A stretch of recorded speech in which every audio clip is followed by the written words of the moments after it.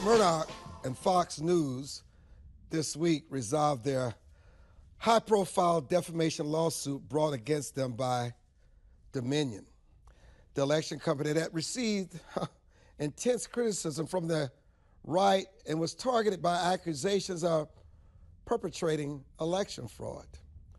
Initially, Dominion sought $1.6 billion in damages based on lost business and lost valuation, but Fox ultimately opted to settle for an astonishing, massive $787.5 billion hours before the trial was set to start. This sum is particularly remarkable given Dominion's modest valuation of $30 million. You know, defamation suits are typically difficult to pursue and often get dismissed.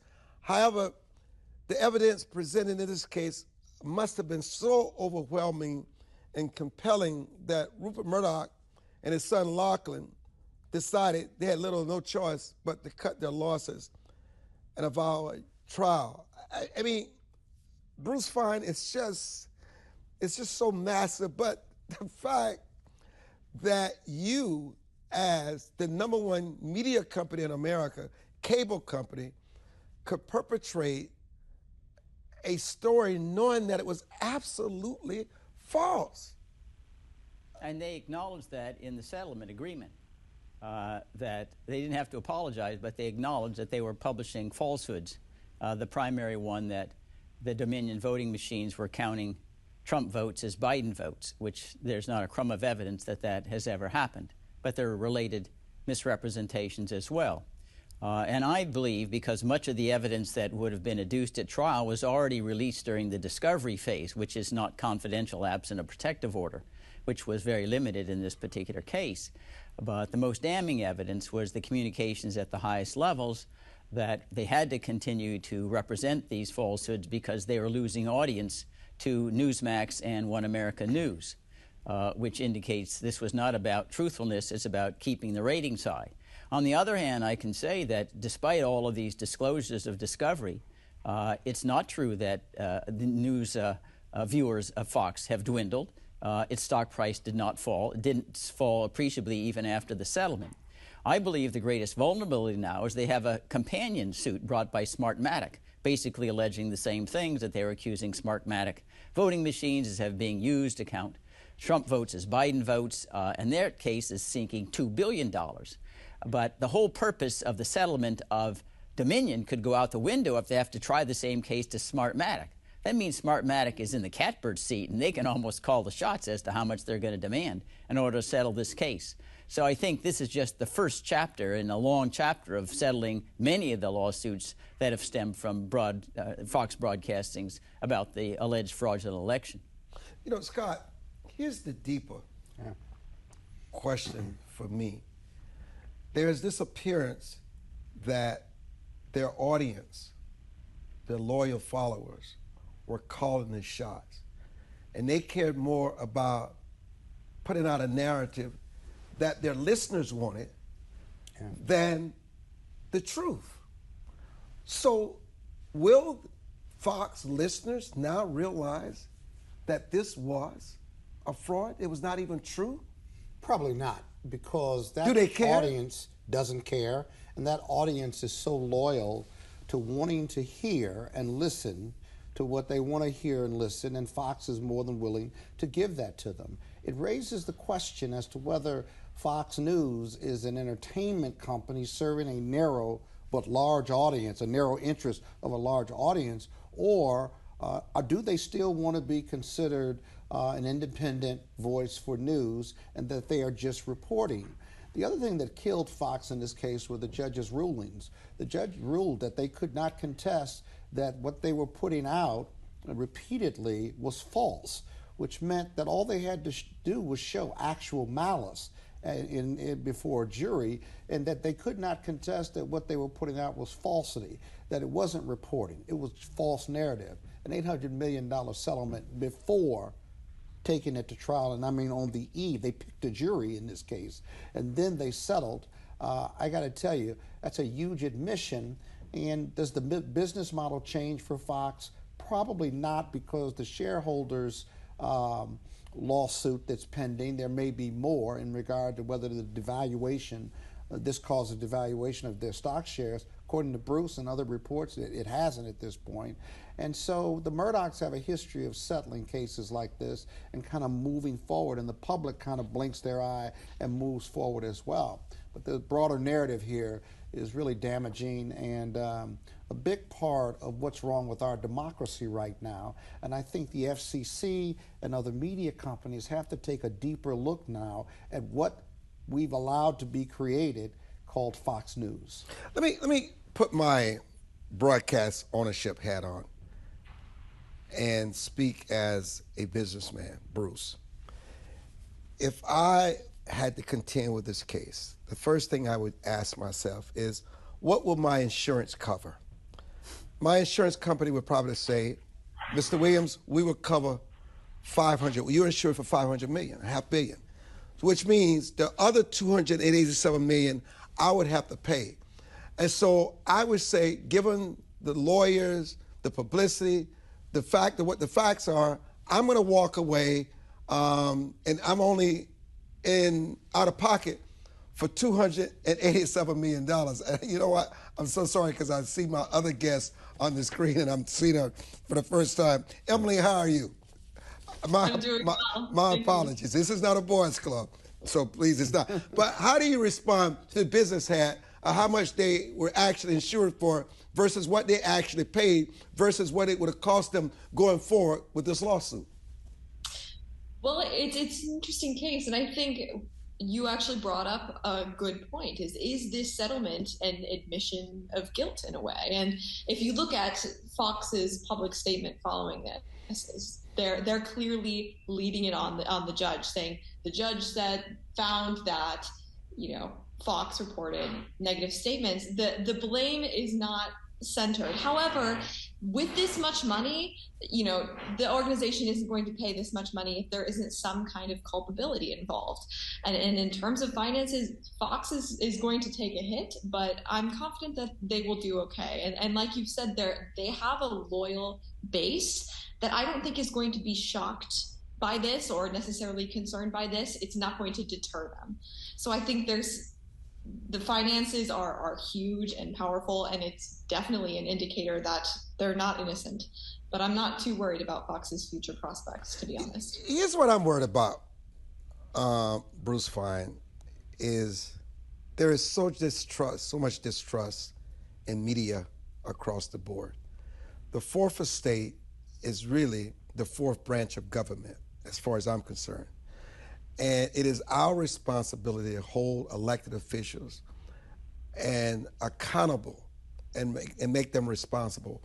But if we begin to lose what credibility and integrity that we have left, especially someone as gigantic as Fox, I mean, do they believe that all media is the same?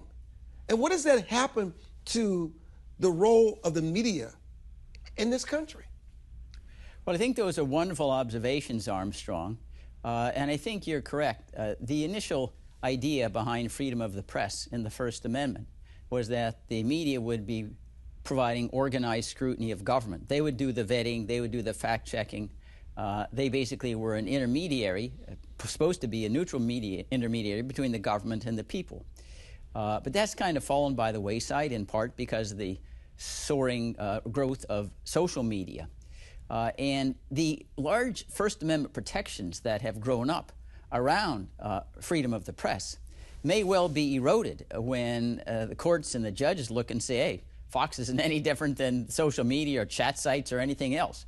Why do they deserve this so-called actual malice test that Scott referred to under the New York Times versus Sullivan decision, if they're no different than anybody else who can get on the internet and say whatever they want without any screening, without any vetting, without any so-called quality control? And that's what's been lost here. There's no quality control. And we saw that in some of the discovery information where the Fox News hosts were relying upon people who were seeing fantasies and had DTs and were thinking they were talking to gremlins and things like that, clearly people who are out of their mind, and yet they were relying on them in making these claims about the fraud. I would say, however, that this settlement should not be viewed in isolation. One of the risks that Fox is going to incur is other companies or people who have defamation claims can say, wow, now Fox has got their reputation tarnished. Even judges know you don't settle for $780 million unless you did something wrong. And it may invite even more copycat suits like Smartmatic, which could keep it in jeopardy for some period of time. So I wouldn't view as this one-shot payment as the end of the story here. Scott, what about the potential implications of the lawsuit on the future of the media, free speech in the United States? Because really, Scott, the Fourth Estate is on trial. We were on trial, whether we want to admit that or not.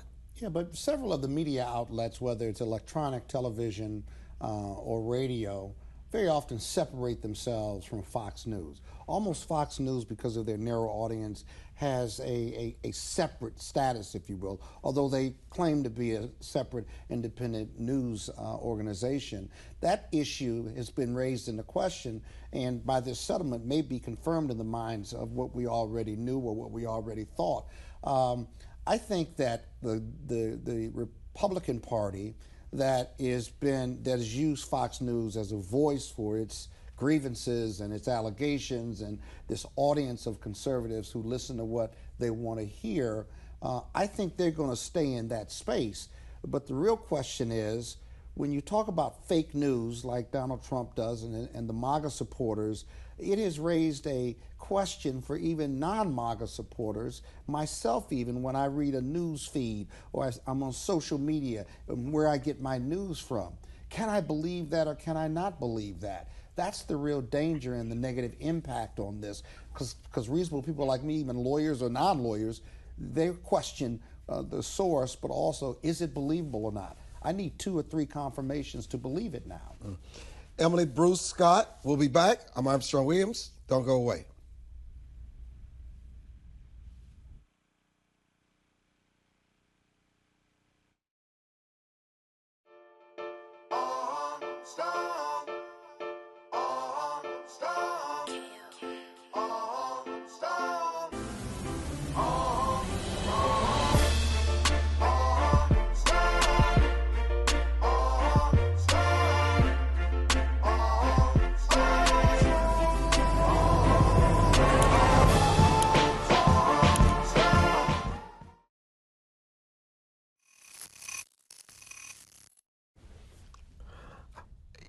I will say this, Emily, before I move on to my mentor and hero, Justice Clarence Thomas, is that I've read much of the emails in this lawsuit, and I think what is even more shocking is that former President Donald Trump knew he was creating a lie about voter fraud. And when he was communicating with Fox and they asked him, well, what do you have to give solid evidence of what Dominion is doing? And they said, well, we don't have anything right now. I mean, Emily, Donald Trump knew what he was doing was a big lie. Well, frankly, I don't know what you expect from me. You basically said it all. In terms of knowing what you're doing is a lie, I frankly am concerned in the perception that this is creating for the next generation of Americans, the younger generation of Americans. But I find it interesting that you don't want to take Trump to task for his deceiving America.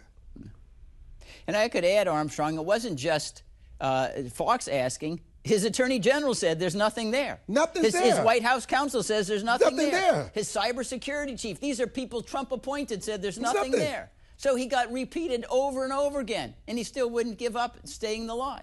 But more importantly, he got Fox to go along with it. But more importantly, he not only got Fox to go along with it, he got millions of Americans who follow him as MAGA followers or even GOP members of the party to follow him, not because they believed him, but because they were afraid of going against him for losing MAGA supporters. And so not only did his team tell him there was nothing there, they allowed him, without challenging him publicly, despite him being a lame duck, to go forth with this, to spend millions of dollars on legal fees, to raise millions of dollars for it in a very fraudulent manner, and to do further damage to democracy and to the electoral process. I will take him to task on that. He is immoral, amoral, and a fraud. And, you know, he's facing fraud charges now. You think New York is about the stripper or the Triple X actress.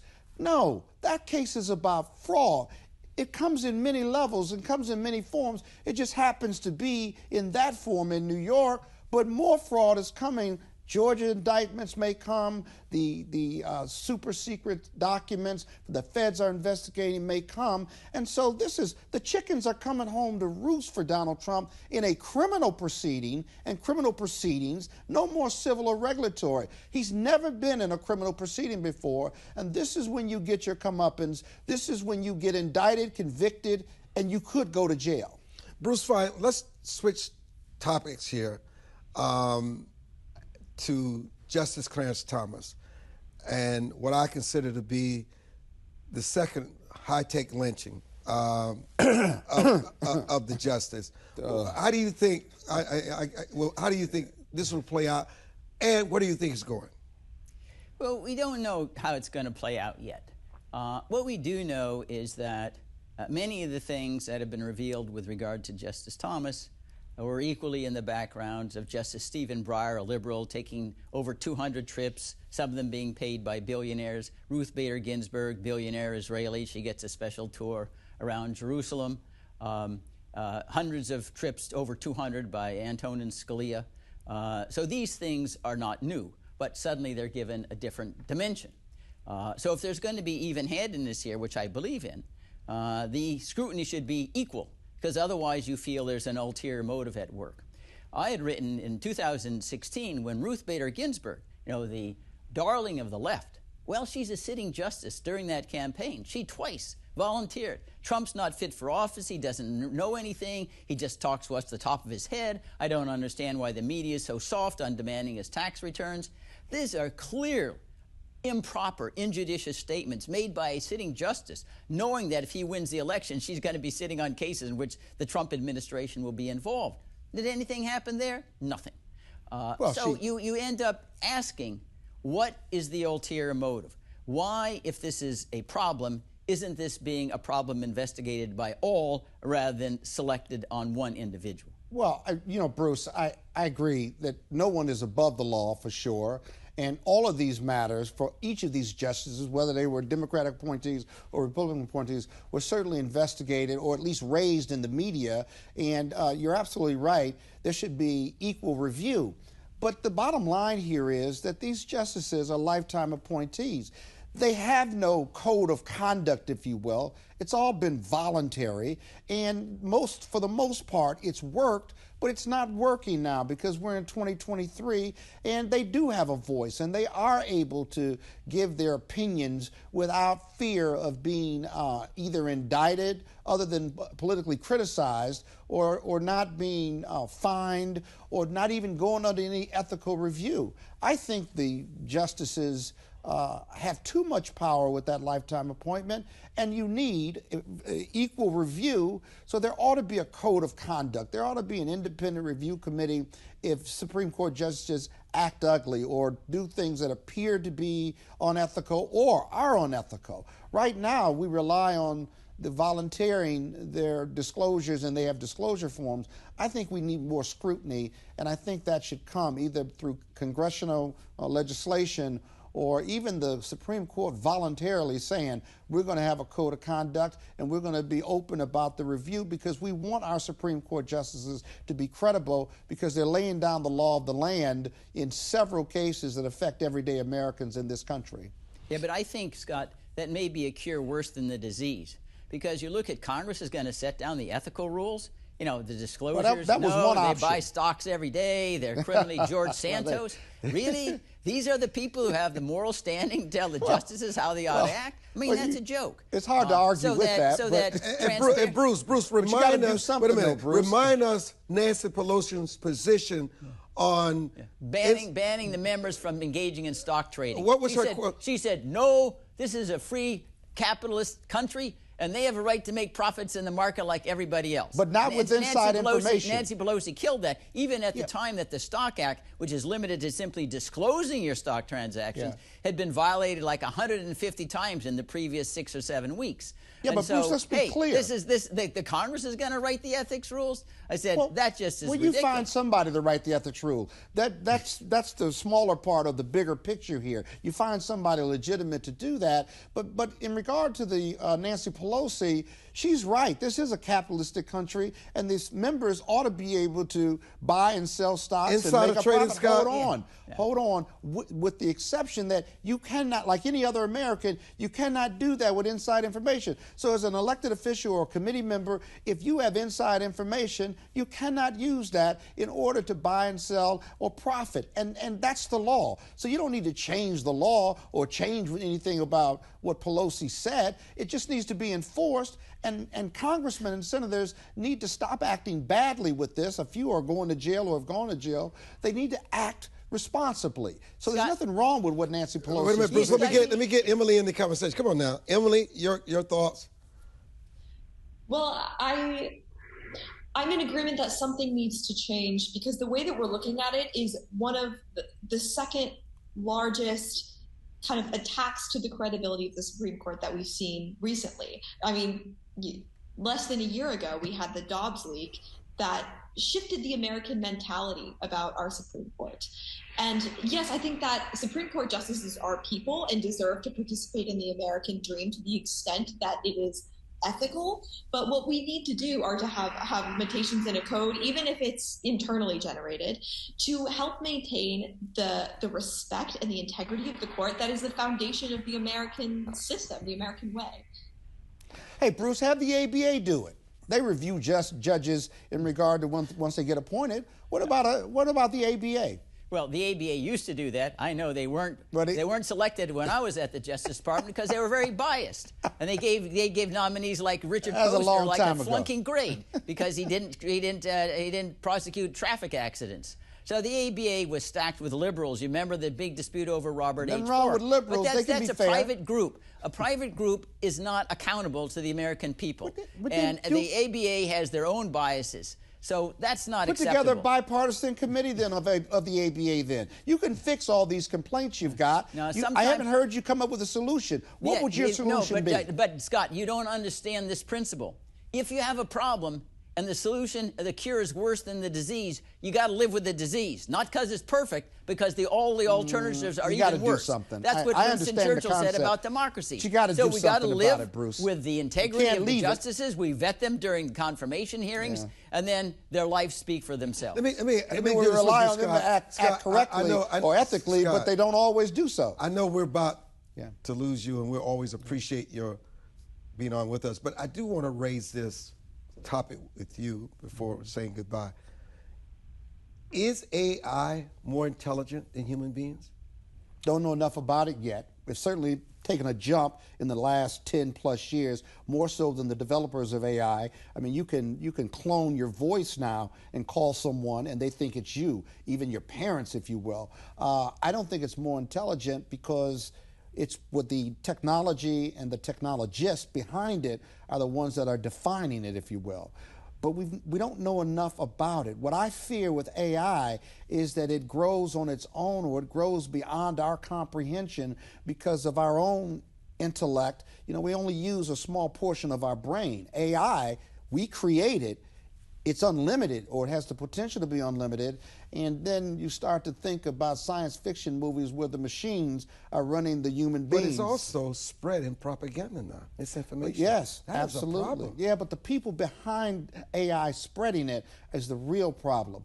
Social media and the internet needs to be regulated. And I know Bruce doesn't want the federal legislature to do it, but something's got to be done because people are dying and people are being bullied, and there's just too much negativity with this First Amendment that we embrace in Facebook and Google and all the other high-tech companies. They've got to be more regulated. I'm a Democrat. I know you're not surprised at that, but something's got to be done to save humanity. Are you surprised I'm free?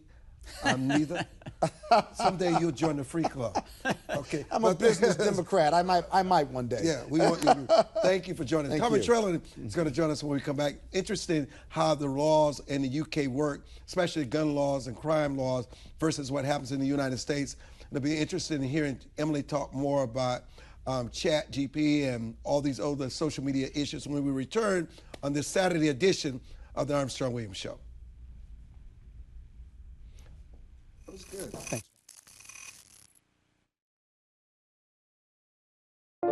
It is easier to build up strong children than to try and repair broken men.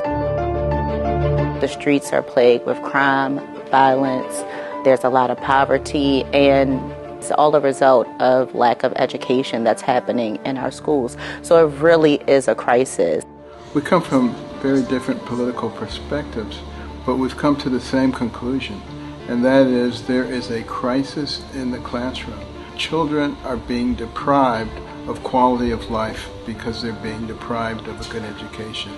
We must solve this problem. It's incumbent upon all of us to join hands together to get this done. We can't afford to wait one more day before we address these issues, because every day we lose another child. Let's stop the politicking. Let's stop the games. Let's really do something to give these kids a real chance at life and being a part of that American dream. We need accountability for funding. Many of the districts where you're seeing very low test scores, students graduating with very low literacy and math comprehension rates, they are receiving a lot of funding. So where is the money going where our kids aren't being adequately educated? If you believe every child is deserving of a quality education, please go to educationjusticefoundation.com.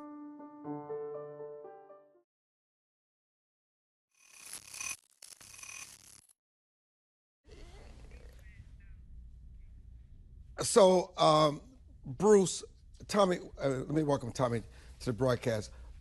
Let me just start with this, because this has to do with what's going on with this war in Ukraine. And we just learned from Seymour Hersh, people want to dismiss him, the mainstream media, Bruce can talk on that, just broke the story that Zelensky, the president of Ukraine, has embezzled $400 million of the money sent to him by the United States government, and he's using that money to buy oil from Russia to fuel his war. How crazy is this, Bruce? Well, unfortunately, we've seen this rodeo before. If you go right now to UAE, the biggest palaces and mansions are owned by Afghans that we gave money to during the 20-year Afghan feudal war, and then they looted the money and bought mansions in UAE, laundered the money. So this, unfortunately, is a pattern of the way in which the U.S. believes that they can scatter money everywhere. It's totally unaccountable. And then we just shut our eyes, and because we think we're on the side of the good guys, really it's just because anybody who's opposed to Putin suddenly becomes an angel, becomes a genius, becomes a saint, no matter how their character really is. So another example of how we don't monitor any of this. And we should know, because we had this special investigator, Seagar, on Afghanistan waste and abuse, and he every 6 months would report to Congress billions of dollars in wasted money thrown away. Congress did nothing, kept voting the money for the war, over $300 million per day, every day for 200 years. It resulted in a worse edition of the Taliban than we began with, and there was no accountability for anybody. So why, after the experience in Afghanistan, we think it's going to be any different in Ukraine? It's just the military-industrial complex runs this country. They make lots and lots of money off of this. They fuel it. What do they care? And the members of Congress and the executive branch, they march to their drummer. And there's no oversight, no accountability. So I wouldn't be surprised if there's another 300 million that disclosed in the next week. Tell me, how is your country, the United Kingdom, feeling about this escalating war in Ukraine? And especially, it's your generation that fight these wars. I think everyone's just so confused between what is really the truth. Because obviously, as we've spoken about before, the media tells the story that it wants you to believe. Not in your case, obviously. You try and tell the truth as best you can. But especially everybody else, there's so many lies out there in the mainstream media that how do we know what to believe? Like, we don't know. We're not there. We're not seeing what's going on every day. Every single person that is supposedly affected by this war on a high level is most probably earning from it as well. So take Seymour Hersh, and they dismiss him that he's not believed. How can they determine what's facts and fiction and who to believe, Bruce? Well, Seymour Hersh has a Pulitzer Prize. Seymour Hersh disclosed My Lai massacre, and everybody knows that was true because it resulted in court-martial of Lieutenant Cowley. Everybody knew he was the one who disclosed Abu Ghraib, and everybody knows that's true because people got charged, they got disciplined. There was accountability there. So there's somebody who has the greatest amount of prestige and credibility. He's been vetted on countless occasions. You know, obviously he has his own sources. If anybody knows Cy Hersh, knows he has no political agenda whatsoever. If there's anybody just devoted to getting the truth out there like you, it's Cy Hersh. So that's what we have to depend upon, unlike the mainstream media that gets their filters, they get their classified information, their leaks from their favorite sources, and so they never criticize them. You know, that's the rule in the journalistic community. We're in your mainstream media. Never criticize your sources. They get dried up. We won't be able to write books afterwards. We won't get leading headlines saying, well, XYZ happened because we got a leak out of one intelligence agency rather than another. But that's what gives Cy Hersh credibility. But they're boycotting him because he's exposing their reluctance to tell the truth. You know, Tommy, you talked about in the UK, I mean, you're here in the United States, you hear about all this crime, the homicide among young people, but you talk about how the laws in terms of using guns and a crime are so different in the UK. Talk about that. Armstrong, so in the UK, the main difference is what I think Americans are going to find unbelievable, is that we actually sort of push down the route that we shouldn't defend ourselves in our own home because we can inflict ourselves by actually harming the person trying to assault us and rob us, steal from us, whatever they're trying to do. We all do have the right to own a shotgun in England and various rifles, and it's the police's job in our country to prove why you shouldn't, which part of that I agree with. They put you through various like mental tests and things to test your mental stability, which I completely agree with that would probably be a good thing to install here. And then second to that, like they come and do an inspection of your house, etc., make sure it's secure so nobody else can access your guns. But when it comes down to if somebody's actually in your house trying to rob you, like whatever they're trying to do, we are told if we assault them back, we will be in trouble. Sometimes more trouble than the person that's trying to rob us. It's insane. Bruce? Yeah, that is completely ridiculous. And we have in the United States a right of self-defense. And not only if you have a reasonable belief that you're in danger of death or serious bodily injury, you can inflict fatal injury upon your attacker, which makes sense. That's a fundamental human right that we're all endowed with when we're born. Self-preservation. Someone trying to kill you, you don't need to run away. You know, you have a right to tell them, no, I'm going to fight back, and if I need to kill you, I will. And your house should be your castle. Your house should be your safe place where you know when push comes to shove, if something happens, you can defend yourself. Because you're most vulnerable when you're sleeping. And at least in the States, if you hear someone waking you up in the middle of the night, at least you can do something about it. We just have to sit and let them do whatever they want to do and take it. You know, there are these recent reports, Tommy, that suggest that Gen Z and Gen X all across the world are more likely to engage in lawless behavior. How do you compare to this, what's going on in the United States with young people versus the UK? Because I do know that when we traveled to the UK, we were there recently, and we were told not to wear our watches, not to show any jewelry, because they can literally take your watches. It's an exercise there. It's a sport, and literally there's nothing you can do about it. They're attacking people whilst they're driving through cities like London with axes, with machetes, with knives, taking the watches from their arms. And if you don't give them your watch, they will chop it off, or at least give it a good go. But I think what it comes back to is a number of things. Obviously, there's a lot of like single parents raising children now, which I think that has a large effect on the child's foundations as they grow into an adult. They don't see any consequences at home anymore because the parents aren't there. The parents are struggling. They're having to work hard. They've got a number of jobs potentially. They don't have the time to maybe inflict the rules that they had inflicted on them whilst they were at home onto their children.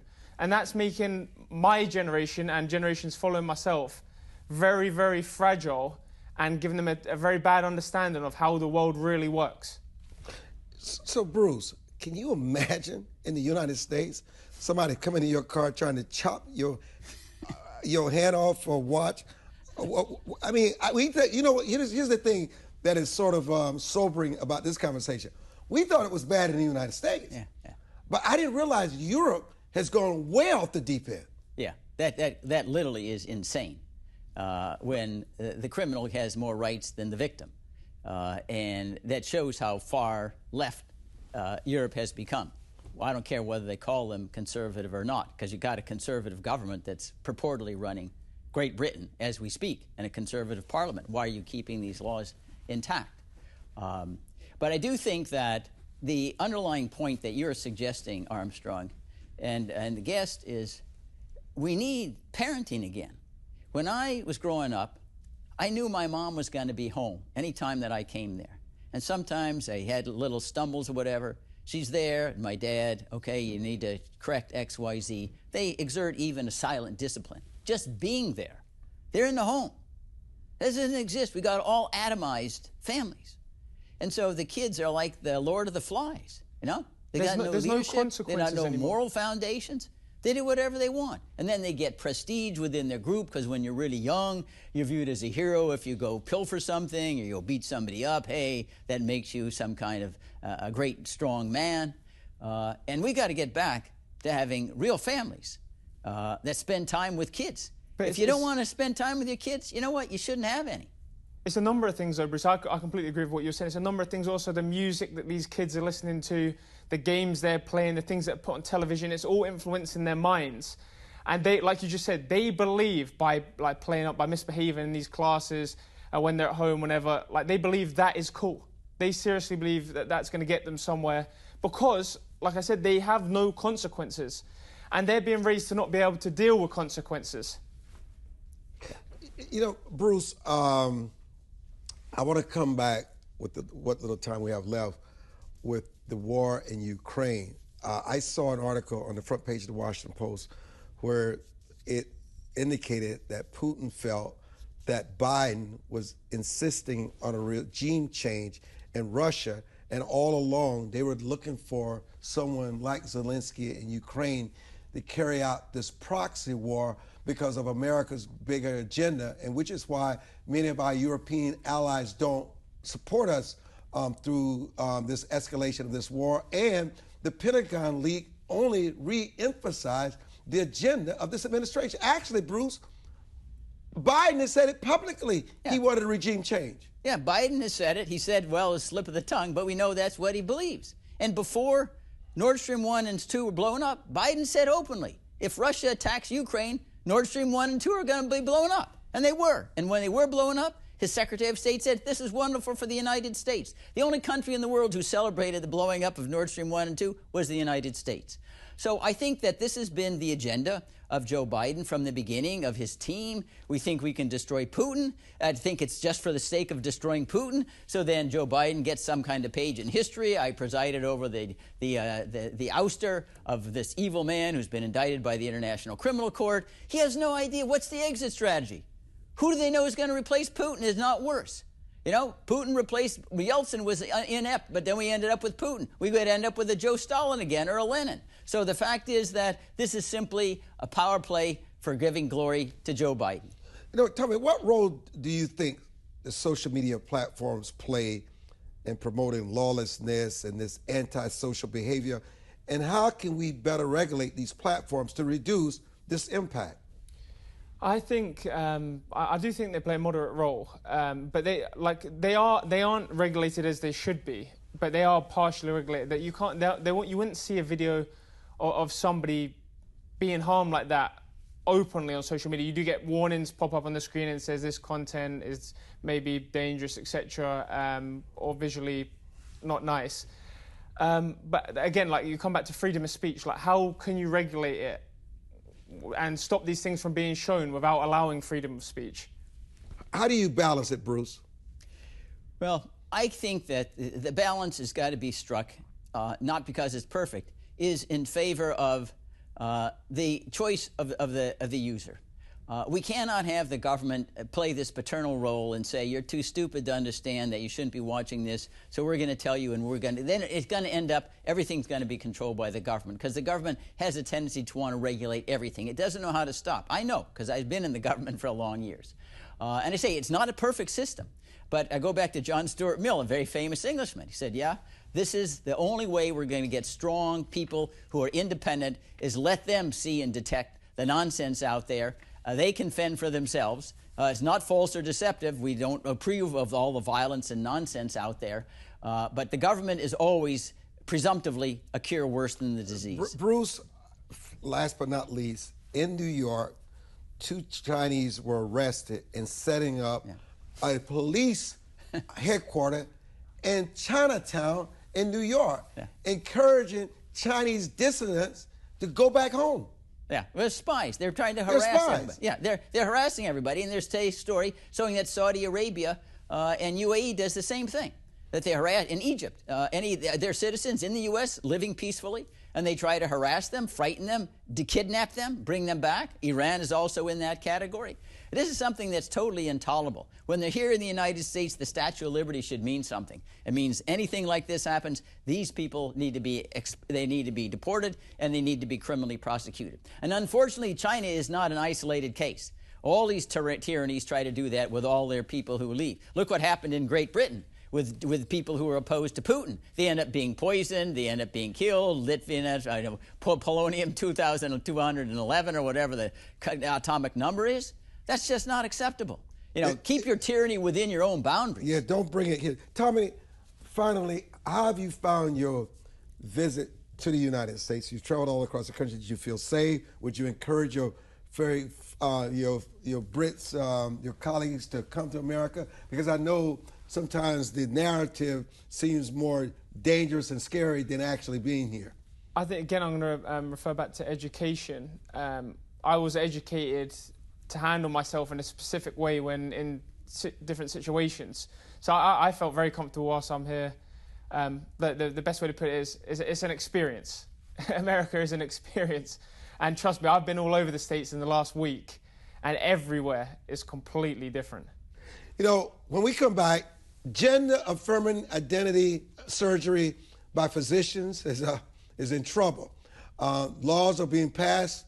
No more, no more. We're going to talk to Dr. Bryan Donohue to discuss that and the president's mental state, his cognitive skills, when we return on this edition of the Armstrong Williams Show.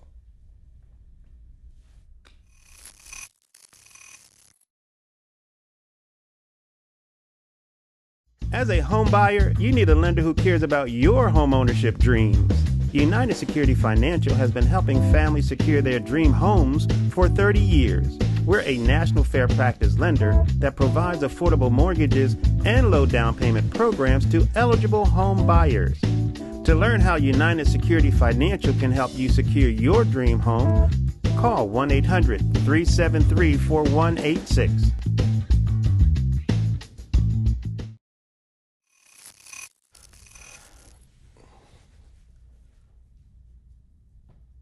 And welcome back to the broadcast. I'm Armstrong Williams.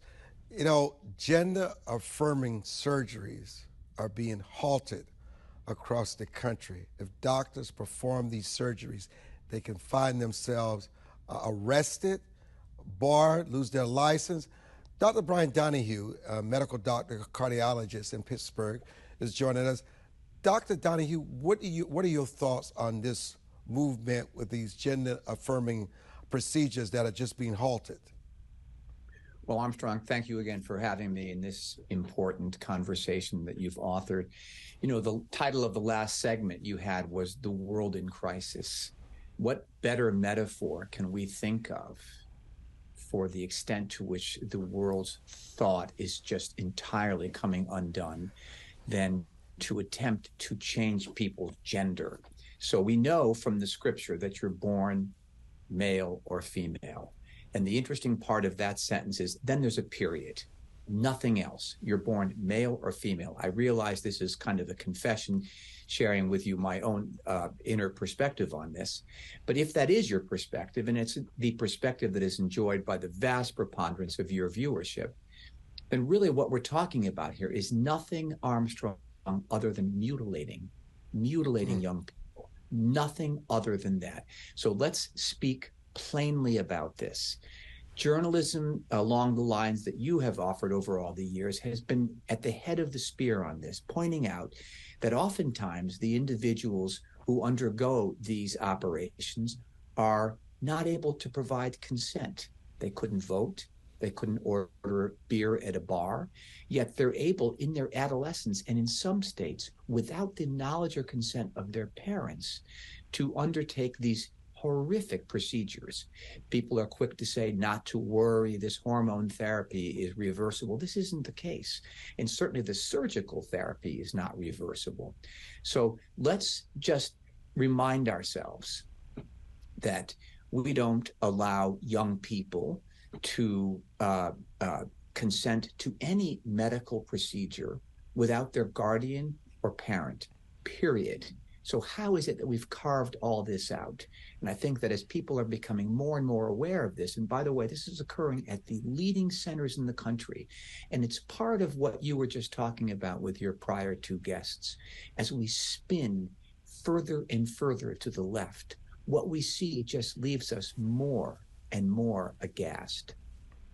You know, we have Nancy Pelosi, Jim Clyburn, Mitch McConnell, Donald Trump, just so many, Joe Biden, so many people who are running America today are in their 80s or soon will be in their 80s.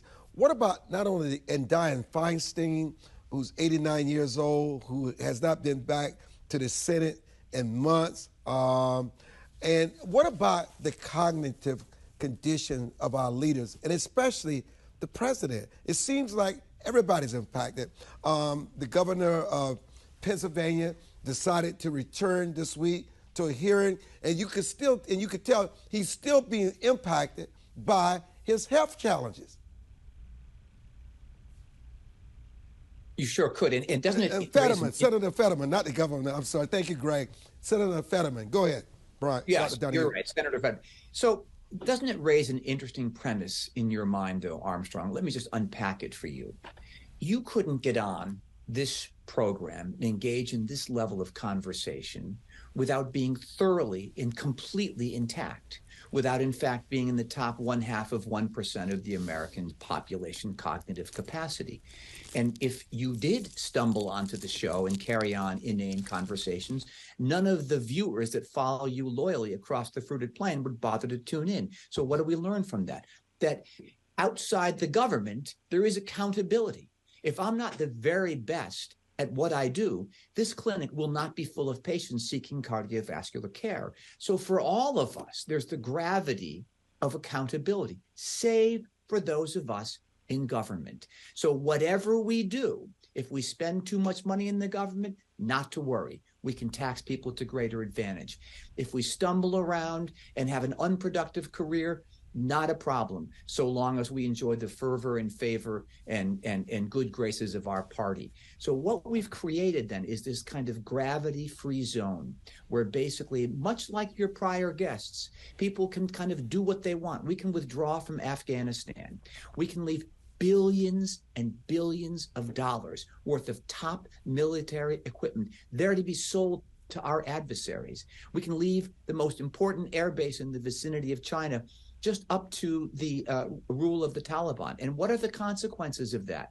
None, zero. So you're quite right to say that all of us, just as observers of the government, are noting now that the next step in this lack of accountability is not even being cognitively competent. I don't, on the other hand, favor age limits. You know, and I know many people in their 80s, and many of those people are individuals whose years have translated into wisdom. We might even seek out their counsel for those of us younger. But on the other hand, it is a perfectly reasonable thing to ask our public servants to submit to cognitive capacity studies. These are now formulated, if I may say so, developed here in Pittsburgh, primarily for the use of athletic teams in terms of making sure that people can go back on the playing field after head trauma. But nonetheless, these are uniformly applicable tests of cognitive capacity. And should our older citizens that are in public service be asked to subject themselves? Of course they should. They get vision tests to get a driving license. There's all manner of public scrutiny over other areas of conduct, except public service. You know, I just read the story about LASIK surgery and how it's not as trumped up to what people thought that it was. And 10 to 30% of the people that decide this surgery have migraines, double eye vision that is not being talked about, but it's been being talked about now. What is your perspective on this LASIK surgery, Dr. Donohue? Well, you know, you can see that my perspective is that I, since I turned 42, wear glasses, and I prefer, if it's possible, to take a non-mutilating perspective in terms of my own stewardship of my body and that of my patients. So you said non-mutilated. That's interesting, because a lot of them found that sometimes they have been mutilated and particles get in the eyeballs. Yeah, that's part of the issue, Dr. Donohue. No, is it that? Well, you, as usual, put your finger as squarely on the issue. The way God has it worked out, the anterior chamber of the eye is sterile and absolutely translucent. There's no blood, for example, in the anterior chamber of the eye because the light passes through it. So maybe there would be a little homily there in that we respect that, as it were, sacred space, that we don't walk up to the altar barefoot and not wearing a shirt because we respect that space. So we have to ask ourselves, what problem is it that we're looking to solve? I have not a problem in the world wearing glasses, both in the cath lab and here with you and in the clinic. And so the issue that we're solving is the wearing of glasses, but the price that we pay, as so often is the case, is not evident, Armstrong, until the long years pass and we can see what service we're providing or what disability we're actually conferring. So you're quite right. This has been a subject of recent Dr. Donohue, listen, it's always a pleasure having you on. And listen, integrity, being factual is very important to this show. I've always said when Joe Biden became president of the United States, he was my president of the United States, and I never bought in that the voter fraud would have made a difference in the outcome of the election. Integrity matters, especially with the fourth estate, the media. Thank you and all our other guests for joining us. And WGLA 24/7, I'm Armstrong Williams.